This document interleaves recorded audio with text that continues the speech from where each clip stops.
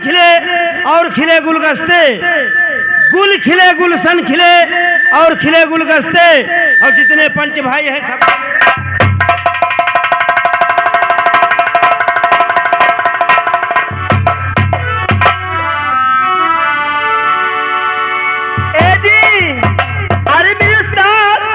ये बताइए हम लोग यहाँ किस खुशी में आए भैया? यहाँ कौने खुशी में आवागा? हम ना जान पाए ना, हमें तो थोड़े थोड़ पता लाग है। थोड़े थोड़ हाँ ए बताओ ना, यहाँ बरही पैदा भा ए दहजरी पुताऊ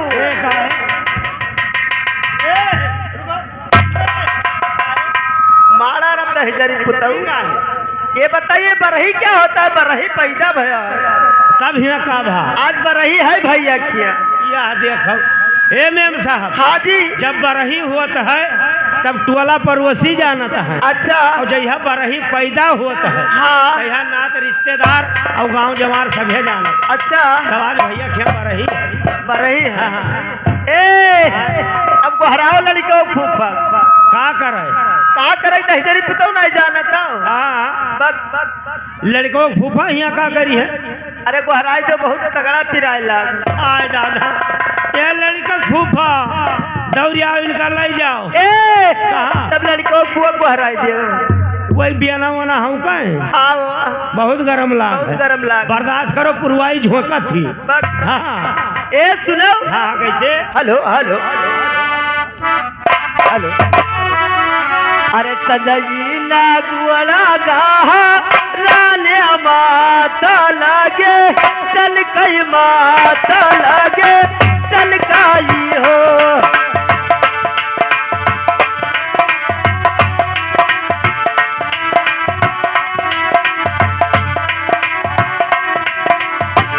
हो रामा संगहीनी गोरी गाहा राने माथा लागे चल कई माथा लागे चल काई हो।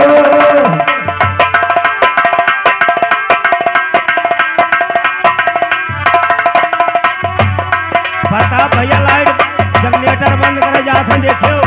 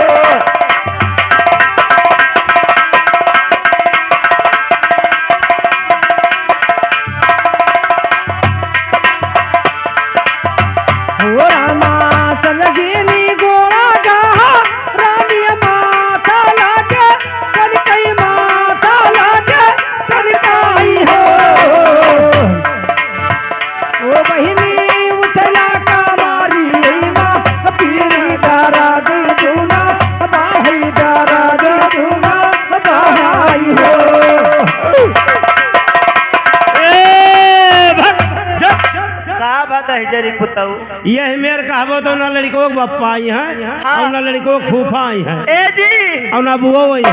कवन में रही है? हम बताई तवन में यही मेरे नाई कहा जाता। हाँ बताइए।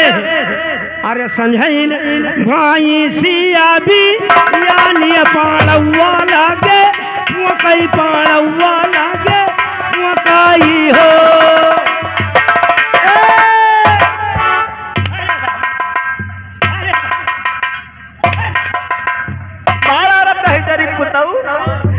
आई बता आज हमारे भैया के इतना खुशी की दिन बात है, अब तो भैंसिया पड़ा हुआ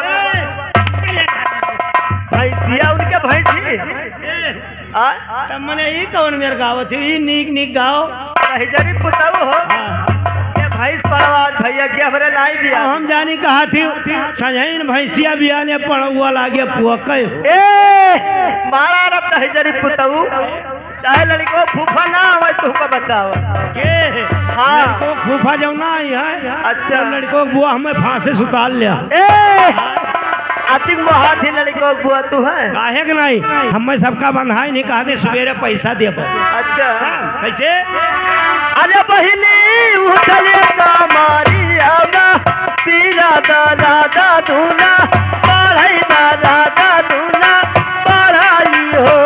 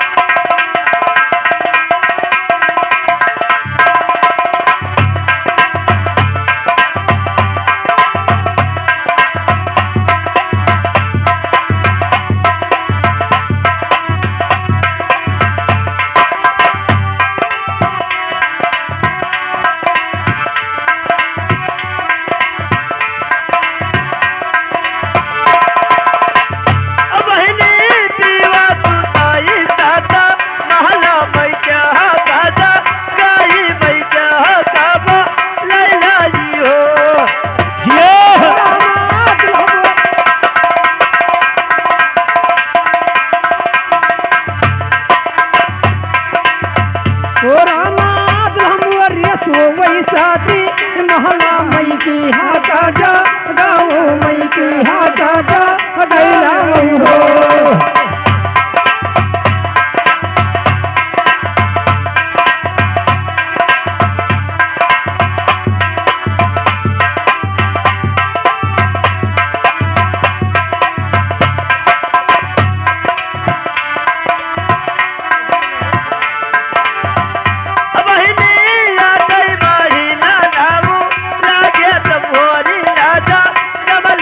बाबू आजा नवली ना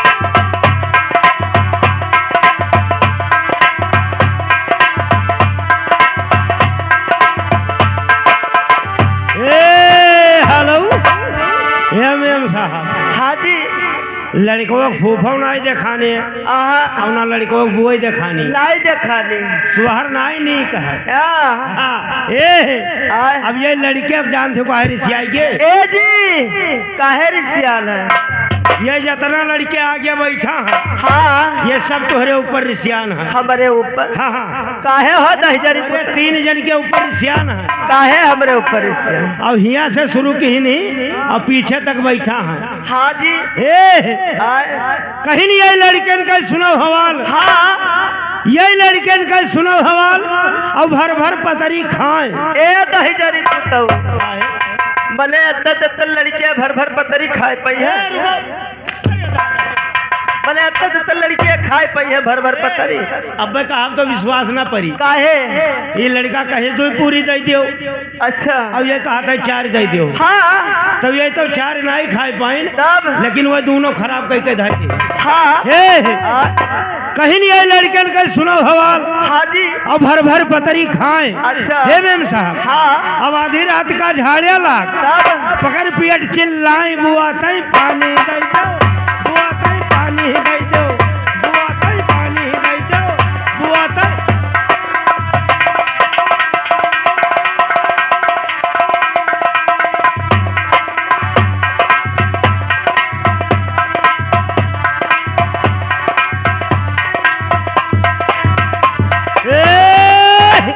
कहीं बुआ तई पानी दे दो हाँ जी। हे मेम साहब